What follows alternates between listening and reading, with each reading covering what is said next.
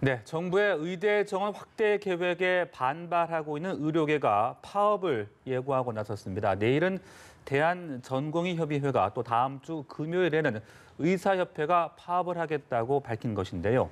코로나19 사태까지 계속되는 상황에서 의료 공백이 우려되고 있습니다. 박능후 보건복지부 장관과 관련 이야기 나눠보겠습니다. 어서 오십시오. 네, 안녕하십니까? 네, 안녕하십니까? 네. 자, 방금 이야기한 대로 지금 코로나19 사태가 계속되고 있는 상황에서 또 이 같은 소식이 전해지다 보니까 우려가 되는 부분이 없지 않을 수가 없을 것 같습니다. 네. 의료계가 지금 반발이 만만치가 않아 보이는데 지금 의료계의 반발이 된 그 원인이라고 할 수 있겠죠. 의대 정원 확대안 다시 한번 좀 정리를 해봐야 될 것 같은데요. 네, 저희들이 지금 현재 의대 정원이 1년에 3,058명입니다. 네. 지난 15년간 계속 그것이 늘지 않고 그냥 고정되어 왔고요. 근데 이것을 2022년부터 1년에 400명을 더 정원을 시켜서 3,458명을 이제 양성해 나갔다는 것인데 1년에 400명이 정원을 시키고 10년간 한시적으로 10년에 걸쳐서 총 4,000명을 더 늘리겠다는 것이 제 계획인데 그렇죠. 1년에 400명 중에서 300명은 지역 의사제로 특별히 뽑습니다. 그래서 그 300명은 졸업 후에 10년간 해당 지역에서 업무 복무를 하게 되고요. 나머지 100명은 각각 50명씩 나누어서 지금 절대적으로 부족한 특수 전문 분야의 50명을 양성하고 네. 또 나머지 50명은 의과학자라 그래서 지금 보건산업이라든지 또 백신 개발이라든지 이런 곳에 들어가서 일을 하실 분들을 길러낼 그럴 계획입니다. 네. 네, 요약해보면 2022년부터 10년간 매년 400명씩 합쳐서 이 총 4,000명 예. 의대 정원을 늘리겠다라는 것인데 구체적으로 어떤 효과를 기대하십니까? 지금 우리나라 의사들은 절대적으로 수도 부족하지만 지역 간 편차는 아주 심각한 상황입니다. 구체적으로 말씀을 드리면 OECD 평균을 보면 인구 10만 명당 의사의 수가 3.5명입니다. 근데 우리나라는 지금 2.1명이니까 훨씬 부족하죠. 그래서 그런 절대수 부족도 있지만 지역 간 편차는 더 큽니다. 네. 서울 같은 경우는 그래도 그나마 평균에 가까운 3.1명 정도 되는데 경북이라든지 대부분의 지역들은 1.5명 이하의 평균을 보고 있습니다. 현재 OECD 평균하고 수치를 맞추기 위해서 당장 10만 명 정도의 의사가 더 필요한 네. 그런 수치입니다. 그런데 우리가 그걸 1년에 걸쳐서 10년에 걸쳐서 4,000명 늘린다는 게 사실은 턱없이 부족한 것이죠. 그런데 만약 이게 우리가 계획하고 있는 대로 10년에 한 4,000명을 늘린다 그러면 일단 지역 간 격차를 많이 해소할 수 있을 것으로 생각이 됩니다. 그 3,000명 늘어난 숫자들은 다 지방에서 10년간 의무 복무를 하니까 지방의 의료 인력 격차 해소에 많은 도움이 될 것이고요. 네. 그리고 특히 이제 부족한 전공의들 중에서 특수 분야들, 지금 우리가 부딪히는 감염내과라든지 소아외과라든지 또 역학조사관이라든지 지금 감염병 예방에 절대적으로 필요한 전공의들하고 아이들 네. 보호에 필요한 전공 영역이 좀 늘어날 수 있기 때문에 국민들이 매일 일상적으로 만나고 있는 이 의료 공백을 메우는 데는 큰 도움이 될 것으로 그렇게 생각이 됩니다. 네, 그러니까 의사수 부족 문제를 좀 해결을 하고 또 지역 간 편차라든지 좀 전공 간 편차 또 좀 깊이 분야 그런 데서도 좀 인력을 확충하겠다 이렇게 좀 정리를 해볼 수가 예, 있을 것 같은데요. 예. 그런데 의료계의 또 주장에 보면은 좀 이게 배치의 문제가 아니냐 이런 이야기들도 있거든요. 그러니까 무작정 의사 수를 늘리는 것만이 해답은 아니고 어떤 특정 지역이나 특정 전공의 쏠림을 좀 완화하기 위한 어떤 그런 대책 같은 것들로 좀 해볼 수 있지 않을까 이런 얘기를 하는 것 같아요. 저는 당연한 취지라 네. 생각을 합니다.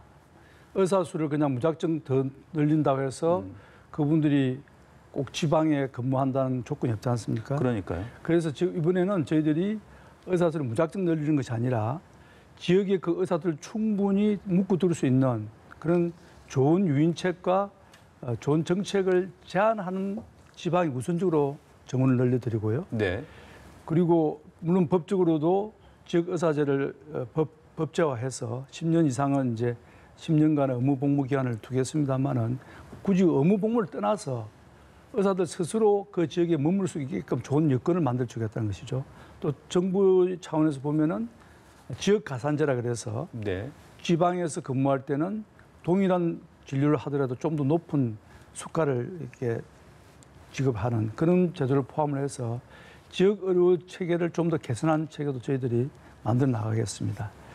그리고 전공의 같은 경우도 부족한 전문 영역은 공공의과대학을 통해서 1차적으로 그 인력을 길러낼 뿐만 아니라 그런 분야에 대해서도 수가를 비롯해서 여러 가지 의료인들의 대우가 나아질 수 있는 방법을 구체적으로 시행함으로 해서 네. 이런 정책적인 의대 정원을 늘리는 효과가 실효성을 갖출 수 있도록 그렇게 기반을 닦아 나가도록 하겠습니다. 네. 또 의료계에서는 이런 반박도 나옵니다. OECD 의사수 증가율은 많고 또 접근성 역시 OECD 평균보다 훨씬 많다라면서 의사 수가 문제가 아니라 이렇게 지역적으로나 기피과에 대한 지원이 확대돼야 한다. 이런 지적이 나오고 있거든요. 여기는 어떻게 보십니까? 예, 제가 방금 말씀드린 대로 의사 수를 늘리는 것과 병행해서 그 늘어난 의사들이 우리가 요구되는 우리가 필요로 하는 지방에 계속 근무를 할 수 있게 만들고 또 부족한 전공의 쪽으로 갈 수 있도록 그런 제도적 장치를 만들겠다는 것이고 그러한 보완 대책은 정부도 지금 여러 가지 방법을 강구하고 있지만 이런 부분이야말로 우리가 의료계와 정부가 같이 머리를 맞대고 앉아서 같이 협의를 하면서 좋은 방안을 찾아가는 것이 앞으로 과제라 저는 생각을 합니다. 네, 방금 말씀하신 대로 이제 의료계가 실제 파업에 들어가지 좀 않도록 네. 좀 잘 좀 대화와 협의를 통해서 해결을 해야 되지 않겠습니까? 네. 네, 어떤 방안들을 지금 갖고 계신 겁니까? 내일 당장은 이제 우리 전공의 협의회에서 휴진을 하겠다고 예고되어 있고 네. 또 일주일 뒤인 14일에는 의협에서 이제 기업이 중심으로 휴업을 하겠다고 그러는데 전공의 협의회하고는 저희들이 열심히 이렇게 만나서 토론하고 있습니다. 방금 제가 들은 이야기를 보니까 그 대표단들하고는 상당히 서로 긍정적으로 협의가 되고 있는 것으로 생각되어 있고 저희들은 전공의 협의회가 요구하는 수련 환경 개선에 대해서는 전부도 공감을 하고 있기 때문에 그 부분에 적극적으로 받아들여서 정책화할 것이고요.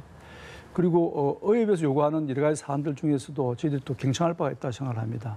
그런데 의료 전달 체계를 개선한다거나 또 의협에서 요구하는 이런 사안들에 대해서 정책적으로 어차피 그것은 의협이나 정부나 국민의 건강을 확보하고 또 보건 환경을 더 개선한다는 데 대해서는 공통된 목표를 가지고 있기 때문에 충분히 대화를 통해서 그런 목표에 도달할 수 있는 방안이 있다고 생각을 해서 네. 좀 더 적극적으로 대화에 응하고 서로 진정성 있게 대화에 나갈 수 있기를 그렇게 기대를 하고 있습니다. 네. 그런데 만약 내일 이제 실질적인 파업에 들어가게 된다면 네. 여기에 응급실이나 중환자실도 포함이 되어 있기 때문에 이 환자들의 의료 공백이 우려되는 상황이거든요. 여기선 이 부분은 좀 어떻게 대처를 하실 계획이신가요?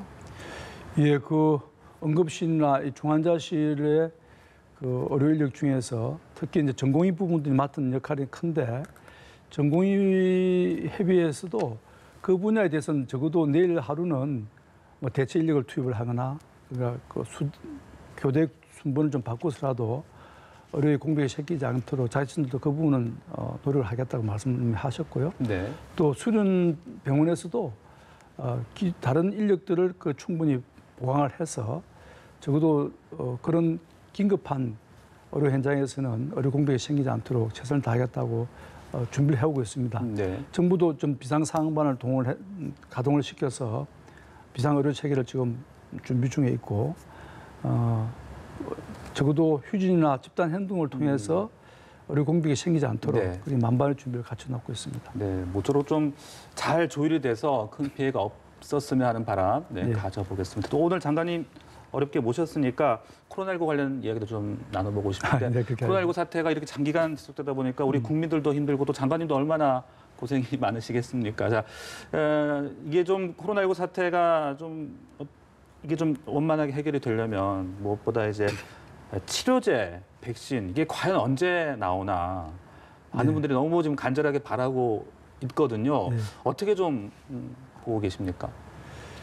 예, 치료제 백신이 이제 온전하게 나와야 코로나 사태가 진정으로 이제 해소될 수 있는데 그런 점에서 좀 정부도 투 트랙으로 좀 추진하고 있습니다. 투 트랙은 하나는 국내 개발에 박차를 가하면서 네. 동시에 해외에서 만약에 먼저 개발된다면 그 부분을 미리 확보해 두겠다는 그게 투 트랙입니다.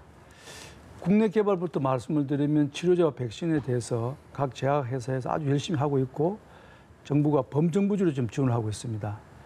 지금 치료제의 경우에 12개의 물질에 대해서 약물에 대해서 16개 지금 임상 시험이 이미 승인이 되었습니다. 아주 활발하게 좀 진행되고 있다고 말씀드릴 수 있고 백신의 경우에도 네.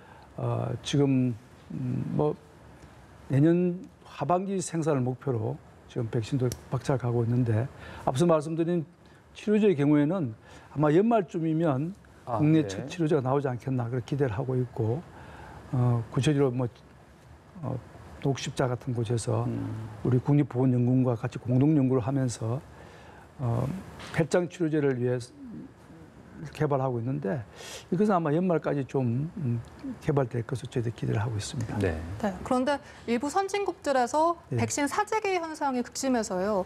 우리나라는 이 부분을 좀 어떻게 대비하고 있을까 궁금합니다. 앞서 제가 투트랙으로 말씀드렸는데요. 해외에서 개발되는 백신에 대해서도 저희들이 다각도로 좀 접근하고 있습니다. 네. 구체적으로 말씀을 드리면 지금 가장 앞서가고 있는 아스트라제네카가 이제 뭐 빠르면 올 연말 안에 백신이 공급될 거라고 말을 하고 있는데 사실은 그 아스트라제네카가 백신의 개발의 주요 그 생산 요소가 생산 공장이 한국에 있습니다. 한국의 우리 특정 회사가 그 계약을 맺어서 보건복지부하고 제가 그 회사 이름 밝혀될지 모르겠습니다만 SK 바이오사이언스 그 애스트라제네카 그 3자 간에 네. 이미 협력 의향서를 체결을 했고요. 그래서 그쪽에서 전 세계적으로 공급할 백신을 우리가 개발하면서 그 일정 부분 우리 또 국내에서도 쓸 수 있게끔 그렇게 같이 협약을 맺어가고 있어서 그것도 우리가 다른 외국에서 개발하는 백신에 접근하는 하나의 루트이고 그 외에 다른 이제 미국의 모데나라든지 화이자 같은 데도 지금 임상 2상, 3상이 들어가고 있는데 네. 그 각각에 대해서 우리가 다 같이 협약을 해서 네. 그 나라들도 만약 백신이 개발되면 일정 부분 우리가 확보할 수 있는 그런 전략을 동시에 추진하고 있습니다. 네, 알겠습니다. 박능후 보건복지부 장관과 이야기 나눠봤습니다. 오늘 말씀 고맙습니다. 고맙습니다. 감사합니다.